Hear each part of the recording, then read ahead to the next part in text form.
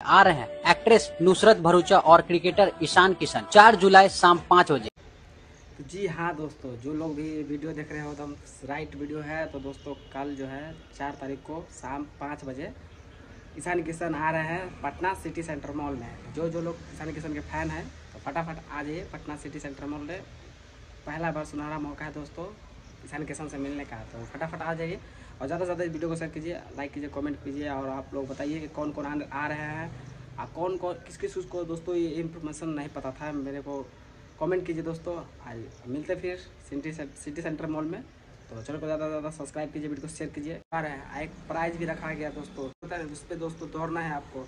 आप रहिएगा 1000 किलोमीटर जो दौड़ेगा दोस्तों, जो ज़्यादा मतलब रनिंग करेगा उसको दोस्तों सुनहरा मौका मिलेगा ईशान किशन से मिलने का। हम क्या बोलते हैं स्टेज पे।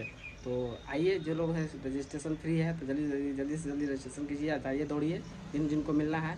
आज जो लोग चैनल अपना सब्सक्राइब कीजिए, शेयर कीजिए या कमेंट में बताइए किन किन को ये इन्फॉर्मेशन नहीं पता था।